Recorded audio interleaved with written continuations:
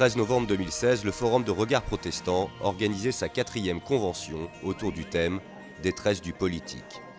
Un an après les terribles attentats de Paris, quelques jours après l'élection de Donald Trump à la présidence des États-Unis, de nombreuses tables rondes se sont penchées sur la détresse du politique. Montée des populismes, crise institutionnelle, crise des politiques migratoires.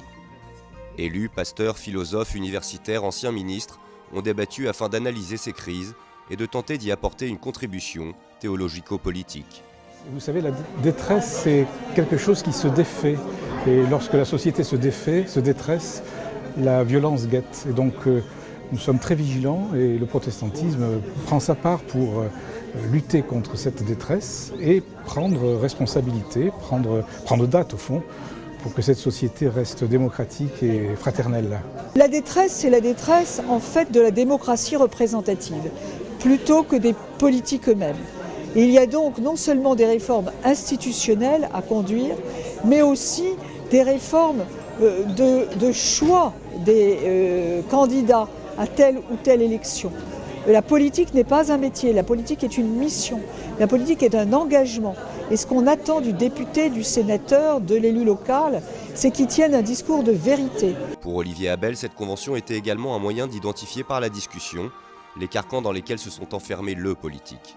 Dans un contexte européen de montée des populismes et des nationalismes, c'est vrai qu'on s'est dit c'est important de rencontrer frontalement cette question de la détresse, du désarroi, de l'affaissement du politique qui est submergé d'un côté par de la gestion technocratique, des règles, des formes juridiques européennes, etc., qui ne sont plus politiques, qui sont vraiment de la gestion, ou de la technocratie, ou de la technique, ou de l'expertise. Et puis de l'autre côté, la manipulation ou l'explosion de sentiments, de peur, de besoins identitaires, de besoins de sécurité, de choses comme ça, et qui sont, les deux, ensemble, écrasent le politique. La démocratie aujourd'hui est très menacée par un court-termisme lié à une opinion ultra sensible, ultra rapide, etc.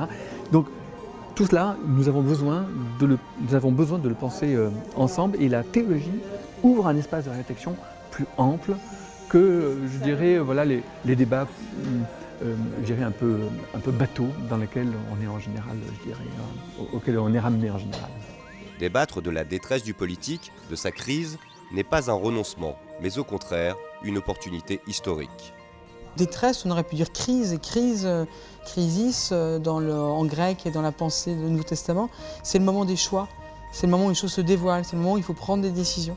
Et je crois qu'on est dans un moment comme ça, c'est-à-dire que soit la politique se renouvelle, soit on aura soit une catastrophe, et l'élection de Trump ou peut-être de Marine Le Pen demain, c'est la catastrophe, ou on aura quelque chose qui sera de l'ordre de l'insurrection ou de l'autre côté, mais qui ne sera pas une bonne nouvelle non plus, parce que les insurrections violentes donnent rarement des choses très démocratiques derrière. Donc c'est le moment de prendre des décisions, et je crois qu'on a tout entre nos mains comme expérience, comme position, comme proposition, pour renouveler profondément la politique. Donc est-ce qu'on saisit ce moment de crise pour faire les choix ? L'heure des choix a sonné, et la foi peut être en ces temps troublés une instance critique, un acte de résistance salvateur. Certaines églises ou certaines confessions résistent aussi à des mesures politiques ou à des tentations politiques qui sont à l'œuvre. Elles ne se trouvent pas simplement, elles ne trouvent pas seulement sa source dans le dogme, dans l'affirmation d'une croyance, mais dans le fait que la foi, c'est une instance critique à l'égard du monde, parce qu'elle avoue aussi non pas son ignorance, mais en tous les cas son doute sur la nature même de ce qu'elle professe, c'est-à-dire l'existence de Dieu, comme le disait Karl Barth que j'ai cité. Nous ne savons pas ce en quoi nous croyons, mais nous y croyons tout de même. Nous ne savons pas ce en quoi nous croyons, c'est aussi une manière d'introduire par la foi une critique de tous les dogmatismes.